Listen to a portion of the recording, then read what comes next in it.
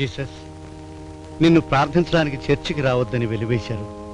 కానీ నువ్వెక్కడుంటే అక్కడే నాకు దేవాలయం. నాకు ఏ కోరికలు లేవని నీకు తెలుసు.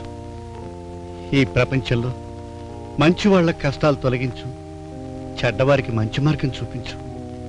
అదొక్కటే నేను కోరుకునేది.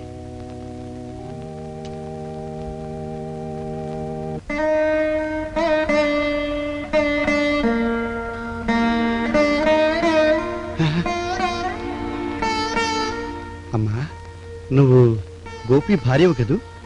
కాదు ఫాదర్, మా మావయ్యకి బలవంతంగా కట్టబెట్టిన భార్యని. నా సమస్యను మీరైనా తీరుస్తారని మీ దగ్గరికి వచ్చాను.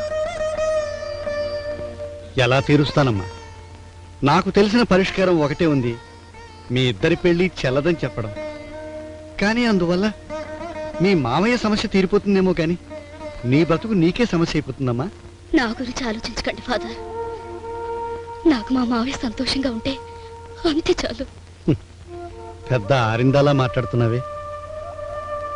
అనుభవం పెద్దదైనప్పుడు ఆరిందతనం అదే వస్తుంది ఫాదర్. ఆడపిల్ల పెద్ద మనిషి అయ్యాక పెళ్లి చేస్తేనే పెళ్ళని పెంచుకుంటుంది. కాని కాకముందే చేస్తే అది బొమ్మల పెళ్ళే ఫాదర్. ఇది నిజమా? నువ్వు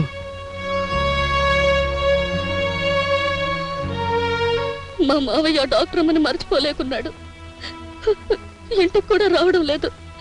వస్తే బాగా తాగేసి వస్తున్నాడు.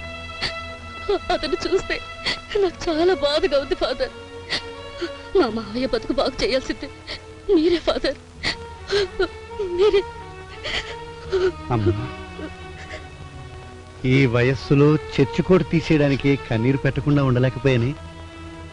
ఇంత చిన్న వయస్సులో ఎంత ఎదిగిపోయావమ్మా. నీ నిండు జీవితాన్ని అంత తేలిగ్గా తీసి పారేస్తున్నావంటే యు ఆర్ వెరీ గ్రేట్. చూడమ్మా, నువ్వు ఇంటికి వెళ్ళు. నీ సమస్యను 10 మందిలో పంచాయతీ మధ్య నేను తీరుస్తా. వెళ్ళమ్మా, వెళ్ళు.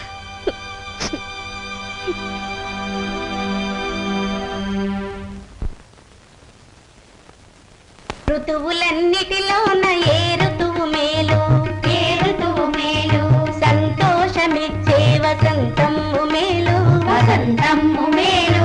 చెట్టు చేమలలోన చిగురు పొడమేను, చిగురు పొడమేను. పుడమి తరులన్నీను పుష్పవతులవును, పుష్పవతులవును. పంట భూములలోన పసిమి నిండేను, పసిమి నిండేను. మగువ తలపులలోన మరులు పొంగేను, మరులు పొంగేను. ఋతు ధర్మమిది అంచు సతులనందరినీ, సతులనందరినీ ఋతుమతులుగా చేసి వెతలు పెట్టేను, వెతలు పెట్టేను.